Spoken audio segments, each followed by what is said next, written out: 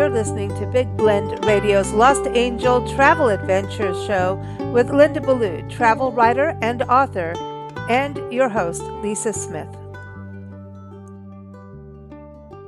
Hey, guess where Linda Ballou is taking us on a Lost Angel adventure? She is taking us to South America. Oh, this is amazing. We're going to learn a little bit about South America, even figuring out, oh my gosh, where's Chile versus Patagonia? Or is it in the same place? Do we know?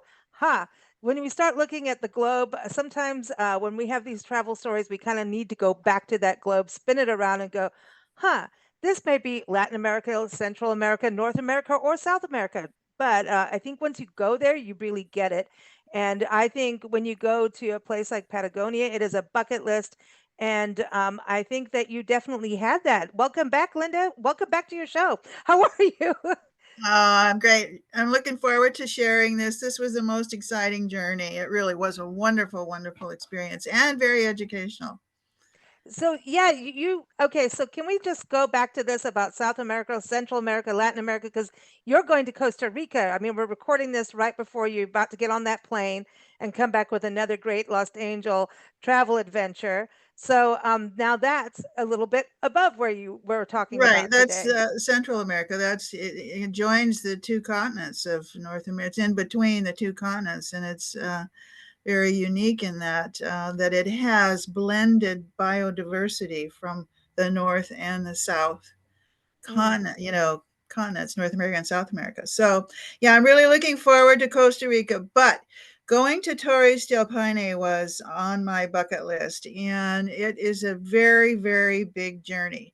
But I took it with Overseas Adventure Travel, and we started in Buenos Aires, which Mm. is a bustling, sophisticated, beautiful city, and it's the Paris of South America. There's a river that runs through the main area where you have tango dancers, and seriously, people are dancing That's tango awesome. on this lighted bridge that goes across the river. It's quite dramatic. It's lovely in the evenings, and I really loved the art district there. They had a very colorful art district, and uh, I enjoyed just the fact that there are a lot of parks. It's a lot of greenery, but you have to be careful when you're on the in the middle of town. It's called July 9 Street, which is the main track, and it's like six lanes of traffic that does not stop.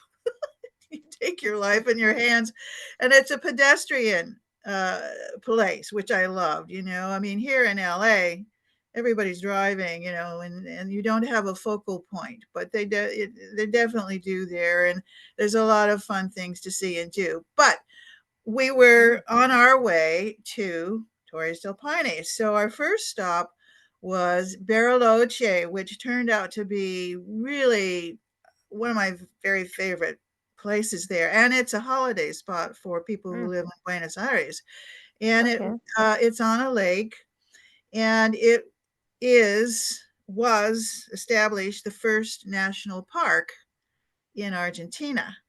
Wow. And it was Moreno, a man named Moreno. You will see his name all over South America, but particularly in this area, it's Lake Moreno. And Teddy Roosevelt came down and Oh, talked to wow. Moreno about establishing a park system like we have in the US, with scenic Wow. trails and with campsites and places for people to stay. And that's what this area is. It's just a lovely. There was a chairlift that allowed us to go up to the top of a peak where we had lovely views, and then we did some hikes around the lake, and there was mounds and mounds of Scotch blooms. There's yellow, all this Oh, bold yellow blooms everywhere, and lupin, lavender lupin, purple lupin, every color lupin. It was just really delightful. Of course, I was there in December, which is their summer, March to mm. Christmas time is a lovely time to go down there. The majority are Catholic, and so Christmas is a big deal, and especially Buenos Aires was really decked out. And one thing about it I want to say is that in the early 1900s, the government offered homesteading to Europeans. So a lot of Spanish and Italian came in the early 1900s, like 6 million of them. And so the population in Buenos Aires, particularly, is very handsome, very striking. This combination of Spanish and Italian, Ooh. and they love to dance and music. I mean, it's a really colorful city. So, but Bariloche did not invite necessarily all the Nazis that came to Argentina after World War One. And Mm. a lot of in the 1930s, a lot of the aristocratic German families Mhm. left Germany and came to Bariloche. And Wow. so the town architecture is quite European. You think you're in Germany. Yeah, I was looking at some of your photos and from your Right. articles. And by the way, everyone, Linda's got two articles we'll link up in the show notes for you to check out. And so everything we talk about with links, check it out in the show notes so you can read them and see the photos as well. Right. So this had a particularly, interesting aspect to it. As I say, the German population is still there, still very Wow. prevalent. And then, of course, after World War II, you had some notorious Nazi military people who hid out there in Bariloche because they had Wow. relatives. They had relatives there. Ooh. So they don't talk about it. They kind of shove it under the rug that they were so friendly to the Nazis. But we had a nice talk about it. So from there, we went to an estancia. We started going now to Chile. And to do that, you drive over the Andes. But we stopped in an estancia on the way so that we experienced, the ranch life and the gauchos, and they said that the Sundance Kid was, oh, I can't remember the Oh, name of yeah. the The Butch Cassidy and the Sundance Butch Kid. Cassidy and the Yeah. Sundance Kid were there. The Hole in the Stayed Wall gang. stayed in the region. Thank you. I couldn't think of that name. Yeah, they stayed in the region. I'm And sorry, but Paul Newman is still cute to me, and I still look at like Butch Cassidy was him, right? I'm oh just, yeah, no, I love that movie. Anyway, but that it was a real deal, people. It was right. a real. The legend was that they stayed in this region at near the Hmm. estancia where we were. But then, as I say, we had to drive over the Andes to get to Chile, and in the process, you go through the Ring of Fire, and you see the volcano behind me. There are 2,000 volcanoes in the Ring of Fire, Yeah. and 43 of them are active. Wow. So you're going up, so on the way, we passed a town that was a resort town for people in Buenos Aires, and there were yachts in the harbor. This particular little town, I think it was in 2007, was covered in ash, completely covered in ash. And the lake was like concrete because the ash got Wow. solid on the surface of the lake, but it had been completely cleaned. And it was, once again, a very hip little tourist town and very pretty, very beautiful. But the volcanoes are very active, and you could see them puffing away. Well, there's one there called Big Boy, and he was quite exciting. It Is was that because really, when your photos came in, I saw you say big boy, and I'm like, well, yeah, okay. yeah. But it Well, was, he yeah. would Big Boy would tend to blow his stack often. I mean, it was Wow. quite a dramatic drive from Bariloche over to our next stop, which was Puerto Varas. And now we're in Chile, and that's what's behind me is a very, Mm, very sweet seaside town. And it was very walkable, very charming. And, and the harbor was very nice, and you could take little boat rides. But the thing that is really important about Puerto Varas, beside the fact that it, was very lovely just to be there, is that it's the gateway to the Chilean Lake District. mm. And that is where the Pumellan Park was this second or next largest park established, and that whole region now is preserved. And I was there in like 2017, and in 2000, that was just before I was there. A woman named Christine Tompkins, who I'm sure you know about and many people do know about, Mm. was responsible for buying 2 million acres of land there and giving it to the Chilean government, and in cooperation with the Chilean government, created Mm. Pumalan Park, which is one of It's the massive. first massive parks, and it's a wonderful, gorgeous region, with the kayaking and hiking and the river rafting, horseback riding, any outdoor activities that you might imagine. And it's very pristine. And subsequent to the time that I was there, she has managed to get wealthy people to donate money to her to buy more land.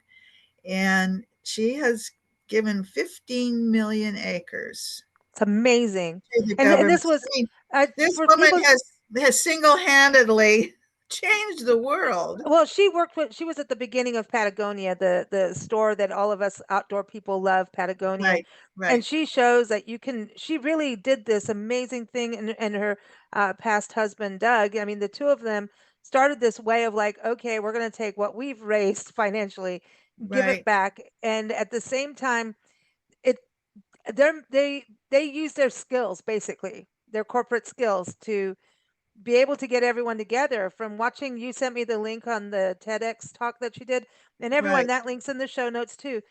It was amazing to understand these partnerships that have to happen, and it takes time, and it can get scary in a different country too. People can go against you, and I think she had some of that. They did, Wh- and but When I, yeah, when I was in Puerto Varas, there was actually people were protesting because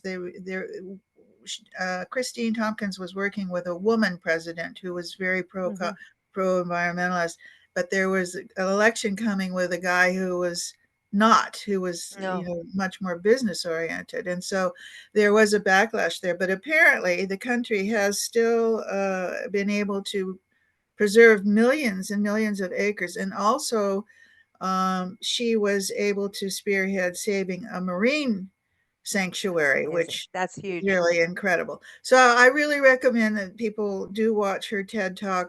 And funny enough, in 2023, now they have done National Geographic has done a documentary about her and her activities. I think it's called Wildlife.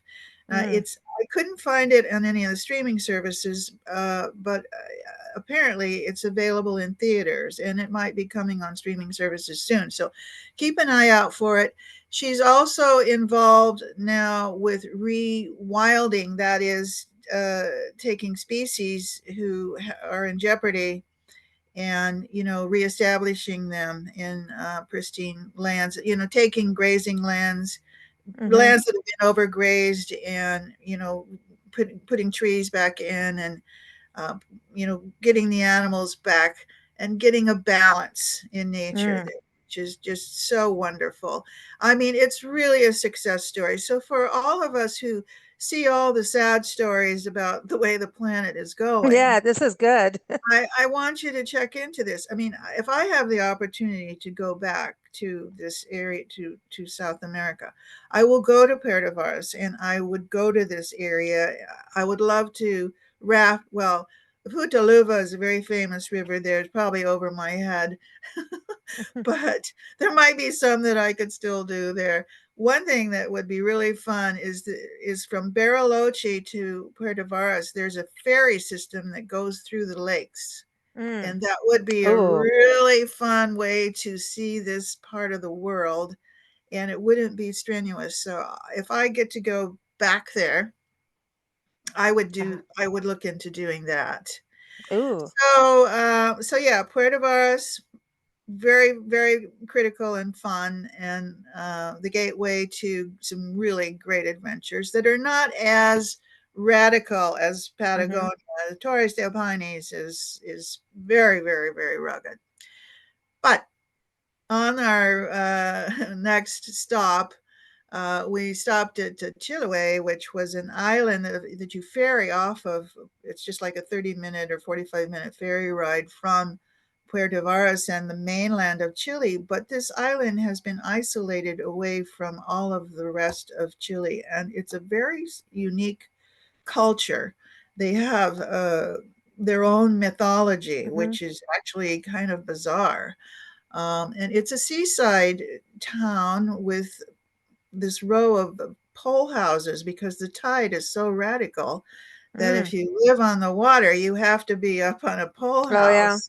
And when the tide goes out, then they go out and they collect the seaweed and the clams and the mussels and so on. And so, and they have penguins there. We went to That's a what I was little going to boat. ask you about penguins. I was like, did I just see penguins in your article? I'm like, that's so cool. Yeah, Chiloé was really a fun little stop. Mm. And it's one of their the funny aspects of their mythology was one of their gods, if he looked at a maiden, she could get pregnant. Oh. Well, that gave a lot of people a back door out of an like if the wife had had an affair, you know, she could say, well, like, it was blah blah blah. Yeah. He That's a looked at cool me. legend. He looked Yeah, at and me, that's it. That's what happened. Yeah. So he was a cute little scapegoat for shenanigans, I should say. Yeah. That's one of my favorite words, shenanigans. That's a good one. So they at that time were protesting that businessman who was to be elected wanted to put a bridge from the Chiloé to the mainland, and they were protesting this because they wanted to Mm. remain isolated. Yeah. So subsequently, I just checked. The bridge has been the longest suspension bridge in the history of God, or something. Very difficult to do. They've been working on it for years. They're promising to have it done in 2025. So I hope they don't make it. I hope they run into so many engineering problems they can't do it. But Uh, onward. It was an interesting little stop, as I say, because the culture is so unique there mhm. from the others. And we did an underground dinner there. They cook kind of like the Hawaiians in an underground In a oven. pit. Yeah, like a And we pit. did it with mussels and clams and sausages and things. Anyway, it was good. So then we flew on down to Puerto Arenas, which is the gateway to Patagonia. Mm. And that place used to be a very high end stop for European travelers and with expensive hotels and so on because the boats used to come around the Horn, and that would be the first place Yeah. people could stop. And but there is it is unbelievably windy. They have these really super heavy doors on the stores and on the shops because it is just unbelievably windy. Like, and once Wow. you get into restaurants or shops or whatever, it's very cozy and warm. And you don't And want to go outside after that. You're like, it's really quite blustery, and the waters are some of the roughest in the world. And many ships have gone down there, mm. sunk there. Yeah, very dangerous. That's where people meet the cruise ships that go down to Antarctica. So Oh, it's a that's right. tourist place, and they had a little rebuilt Magellan boat, Darwin's boat, Mhm. so tiny. I mean, you just can't imagine these, people traveling in these dinky little boats in these hideously rough waters, but they did and they do. Ah, And so then we went on over the Patagonia steppe. We drove then over to Torres del Paine, where you are. ah. Uh I huh. wish I was, but I'm not. But I feel like I should be there. It looks beautiful there. It is. It's absolutely gorgeous. It did not disappoint. I mean, Mm, I had seen those pictures of the horns that are behind you, and mm, the turquoise waters, and read about it, and I just, it was just had some sort of spiritual calling to me. mm-hmm, And it is really rough, rugged. We had a wonderful guide, Chris, who took us on a hike or two. She took us on a couple of hikes, but she taught us how to, when we saw the wind gusts coming across the mm-hmm. lake, like dust devils, to get behind a shrub, get down, and if you couldn't find a shrub, you should turn your back to it and put your leg forward, brace yourself Wow. because it will blow you over. Well, but you made a point about this in one of your articles about her, like to understand that, they were doing really like urban, I mean, not urban, complete the rural living. I mean, that she didn't at that time have running water and Right, electricity in her house, right, right? right, exactly. She had, had to cart her She was water roughing it in. in our terms, right? Boy, I'll Yeah. say, she was roughing it in anybody's terms, in Alaskan terms, in any terms. I mean, it's cold and windy there, and she was just, she loved it though. It was her Mm, element, and she was our guide with Oates, but she also takes people out on week-long treks, that's cool. around this, the area there, and tough, tough little cookie. This is interesting that your guide in the same area that where travel writer Debbie Stone also went there recently. We had her on the show, a different Big Blend show, and it was her guide was also a female. And so I'm finding this interesting to see this the amount of women being guides out in the wilderness area. Are you seeing an Mm. increase in this too? I'm starting to notice this, and I think it's pretty awesome because most of the time you hear more, it's like the men are going to be the guides and they're the burly boys and they're the big boys, Mm, right? no, But I'm as I've seeing traveled, women now. right, as I've traveled, I've enjoyed many. Like on the Grand Canyon, we had a male at the oar, but Mhm. his companion, who did plenty of rafting and work, and was quite capable, and you know very knowledgeable. No, I see women getting out there and being willing to rough it. Actually, when I did when I think about it, the Rogue River was totally a woman, two women. See, check Yeah, this out. That's cool. yeah. It was, so yeah, I think women are engaged in the outdoors, and Hmm. living in the moment, and doing a lot of traveling. There's plenty of solo travelers these days, so um, Yeah. But yeah, that's cool. So she's really roughing it, the Chris, your guide, he was is going tough. out there doing these treks and off you go. And that's cool because you get to understand more about the vegetation and the land when you're with someone like that? Right, and she was just personable, beautiful, Mhm. very healthy, super fit. I admired her. I really You're did. like, I want to be fit like I, them. I felt, I don't know, a kinship with her. I really, really liked Chris, and she's quite visible online, Chris Robles. And like I said, Mhm. she does take out private tours, Oh, it's private cool. trekking things. So because I loved Patagonia so much and being there, I'd like to read this little bit Oh, here. yes. And this is from which book? This is a little bit of a wild, and wonderful Patagonia, which is in Los Angeles Unleashed. Cool. Okay. I'm sipping coffee at Hotel Lago Grey in Torres del Paine before everyone arrives for breakfast. Travelers from around the globe congregate in the lounge with its warm ambiance and walls of glass overlooking the lake. An exquisite rainbow is arcing to the left of the panorama of turquoise, glacier fed waters framed in snow tipped giants that soar to 10,000 feet. I feel as misty as the gauzy clouds drifting over Piney Massif, privileged to behold the grandeur before me. Last night, I listened to a rowdy wind tossing the tree canopy and rain pelting my window. I slept like a squirrel with his tail tucked over his head. and woke to the sun streaming through the mist rising on emerald green grass.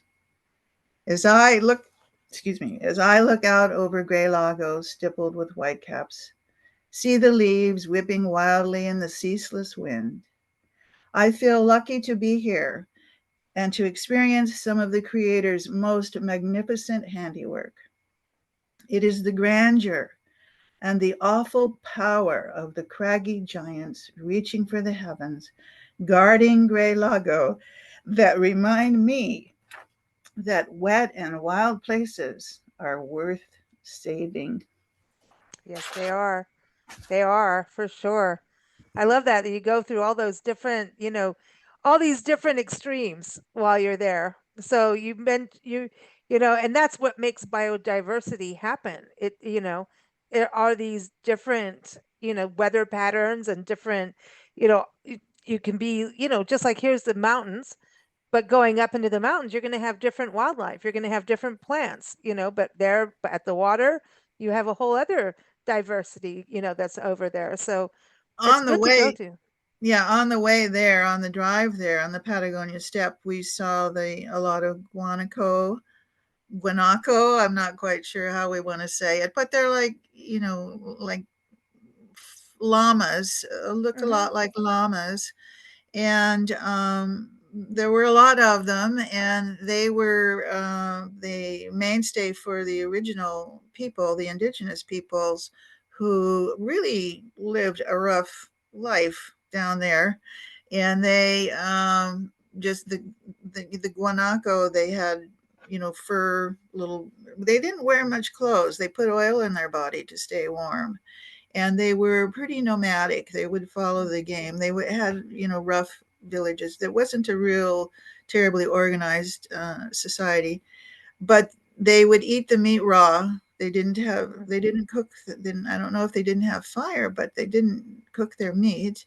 Mm-hmm. And so when the European voyagers came knocking, they were not receptive to the newcomers, Mm. and they were accused of cannibalism. Well, Not nobody's perfect. cannibalism has been going around the world. I mean, Well, it's yeah. part of what So happens. yeah, so they fought it off as long as they could, but of Ugh. course they were overtaken by the Europeans. When I was in Bariloche, there was a Mapuche woman there who was a Mm. different tribe of indigenous people, and she was much more educated and incorporated into modern times, but she was fighting for the rights of the Mapuche people, much like our indigenous people are fighting for their rights, for the land Yeah. and for the rights, the mineral rights, the oil rights, all of that. They were being taken away from them. Mm. So there's all that, but Yeah, that's down there in Patagonia, in Torres del Paine's area, there was a rhea, kind of an ostrich bird. We saw mhm. condors are very Mm. clumsy because they're very heavy, and we watched condors trying to take off from the ground. They're fun. They are cartoon Once characters. they're up, they're very impressive, but on the ground, they're just goofy. You Yeah. know, They're like they vultures and condors, and then when you put in marabou storks, to me, that's like the and ostrich get to be in there too. They're just comical birds. But you right? did caracas. You got to see them too. Or caracas. Everyone has a different way of pronouncing it. The vulture types. The They're kind of caracaras. The yeah. caracaras. Caraca.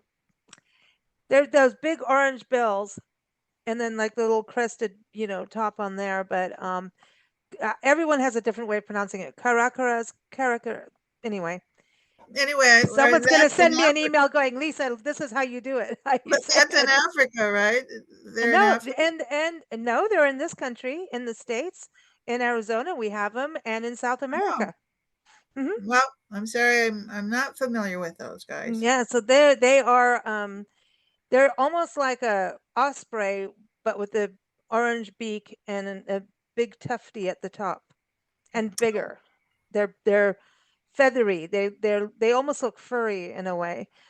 They're really kind of cool. But I would love to go to South America. I think South America is like an incredible continent that, you know, I all of the Americas are amazing. When you think about going from the top of North America to the tip, that's pretty cool. And going to the tip of a continent is exciting. Well, that's the other thing. It's the last stop.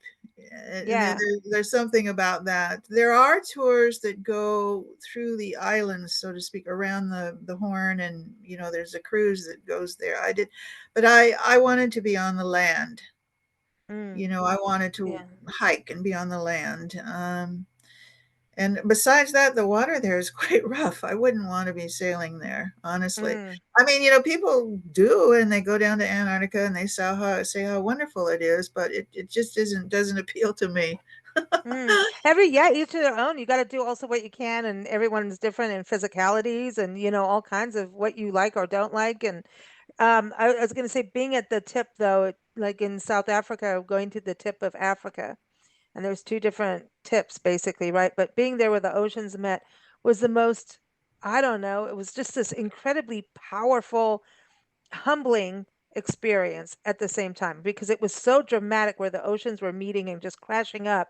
Yet at the Right. same, you could see how it formed a point because of these oceans just like beating the heck out of each other. They're just smacking up, and then the rocks all go accordingly. It's just this like wow, and then you think about the sailors and you think about people and circumnavigating over those Right. areas for years. And when you talk about ships going down, that's just not funny. Imagine being on it. That's No, they are. hardcore. Yeah, that area was super dangerous for sailors. Mm, And I don't know how many boats have gone down or how many of them died, but as I say, I mean, you look at it, doesn't look inviting, the water. mm, It's yeah. windy, it's rough. Now, they do have calm days, but like, and I've seen people really enjoy the cruises that are, take out of winter arenas, but Mm, and I've seen stories of Antarctica where people are just, so enamored, that it's the most special, wonderful thing that they've ever done in their life. So, I mean, I try to keep an open mind, but I think I'm more the Costa Rica type, yeah. temperate, lots of birds. Tropics.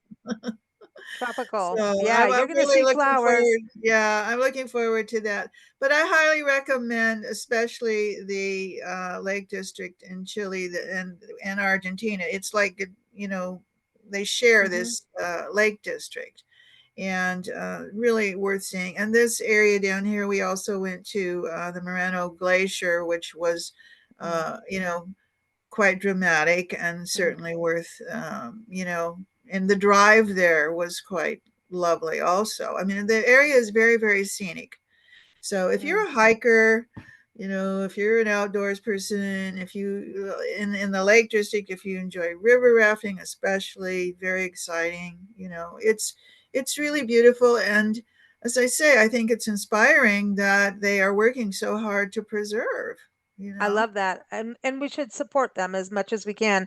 When you get really good organizations doing these things, it's let's go for it. Help them wherever we right? can. And it's a good example of also of corporate stewardship of businesses doing the right thing. Because I know she had left Patagonia. They had both had basically retired from that, but it's still doing the right thing with what you've amassed over time. It's like how we all come in with one breath and we leave with another breath, and that's what we all have in common. It's apparently I talked when I came in. Go figure. But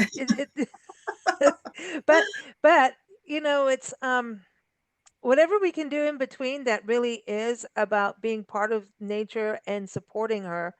I think we should. That's just my own prerogative on that. And when you see these great examples, it means you can do it too. No matter what your business, your career, or life is, you can do something. Sure, we want to leave it a better place than we found it. But she was in a position. She knew people, and as I say, she's gotten a lot Mm-hmm. of wealthy people to donate their Mm-hmm. money, and then she's used the money to buy the land and Mm. give it to the governments with the understanding that they will preserve it. So, Doug died in 2015 in a kayaking thing. They started it together and they live down there together. And, she's just really admirable in my opinion, because she didn't just, uh, you know, take the baton, she ran with. I mean, she's done way more than they started to do, and Mhm. she's not done yet. She says, and she's 73 now. And as I say, I mean, you can watch her TED talk and learn a lot. And I'd love to see the movie. It's just not Me too. quite out there yet for me to see, but I'm sure it will be. Keep an eye out for it. Mm. Wildlife. Awesome. Well, Linda, excited for you to go to Costa Rica and come back and report on it. We all want to know. So have a good time, safe travels, and say hi to the birds and the sloths and all those good critters out there. And I hope you see a toucan. It's all about the toucans. I want to see a toucan in the wild. That's a thing. Whoa, That's what what. about a quetzal? I want a quetzal. Oh, yeah, yeah, me too. I know. Those are cool, man. That's Yeah. awesome. Any bird that I can pronounce, right? No, but anyway, thank you so much, everyone. LostAngelAdventures.com is a website to go to. We are here every third Wednesday at high noon Pacific time with Linda Ballou. So stay in touch with her and also at bigblendradio.com. Safe travels, Linda. Oh, thank you, Lisa. Thank you for listening to Big Blend Radio's Lost Angel Travel Adventure Show with Linda Ballou, travel writer and author. Keep up with her at lindaballauthor.com and lostangeladventures.com. You can also keep up with Big Blend Radio at bigblendradio.com. Now, happy traveling!